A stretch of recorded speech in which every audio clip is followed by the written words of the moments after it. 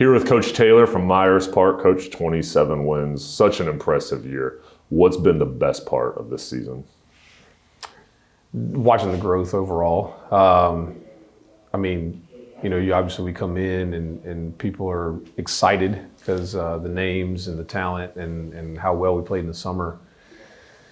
And you go to Richmond, first game of the year, and everybody's super excited. And obviously we played really well that night, and they've changed tremendously since then. But then we come home in our first home game, we fell flat.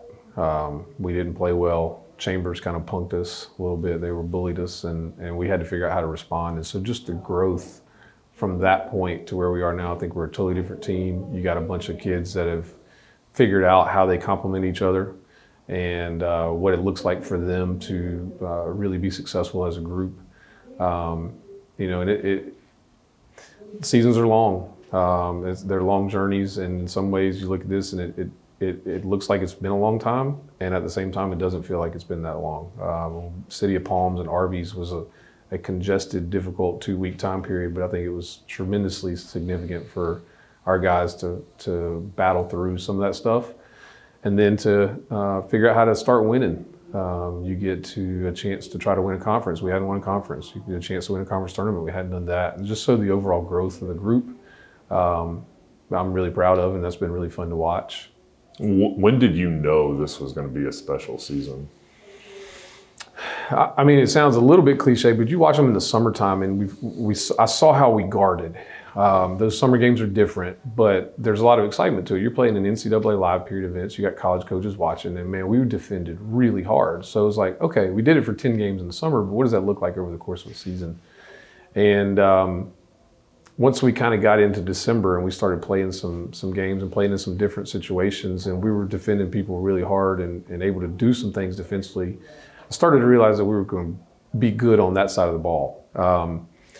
It took us a little while to kind of figure out how we were going to be most effective and most efficient on the offensive end, but we knew that if we defended, we were going to have a chance every night. And so honestly, kind of early January, when you start to get into conference play, it's like, all right, we got a shot. The goal was to be conference champions and end up as a number 1 seed. Not even necessarily thinking you're going to get to number 1 overall, but playing those home games in the playoffs was so huge and critical that kind of the turn after those Christmas tournaments. Winning the Arby's was probably the springboard that kind of gave those guys the kickstart to think like, yeah, we can hold up trophies. So yeah, it's kind of been slowly building. Knew you had the talent, but had to figure out how to be able to put them together and be effective. Yeah, and you guys had a huge win in the regional final. Yeah. How did that game go for your game plan? I mean, I said it the other day, North Meck is kind of the standard in Charlotte. Coach Lewis had him in that game 4 straight years, which is remarkable to me. And Isaiah Evans is, Mr. Basketball as of yesterday, and Duke offers and things like that. That was who you knew you had to beat them. You had to get past them. And so playing that game, I thought that our kids were composed, thought they understood what it looked like for us to be in a position to defend well and give them a shot. And the composure and the poise to be able to run good offense after that, throughout the 32 minutes was pretty impressive. I thought that they didn't try to go blow for blow, but more understood that it was over the course of the long game. But there was a lot to it, man. Our student section was awesome. The city came out. It was a really, really fun day. It was a really big day. But they also kind of were sitting in the locker room knowing that, yeah, we've got the West, but we got one more. Yeah.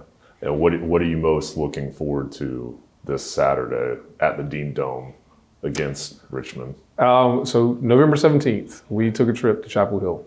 We watched Carolina practice. They were gracious enough to let us practice, and I asked if we could go down on the court and try to do some visualization of what it looked like, and I asked them to visualize, a side of the gym in all green.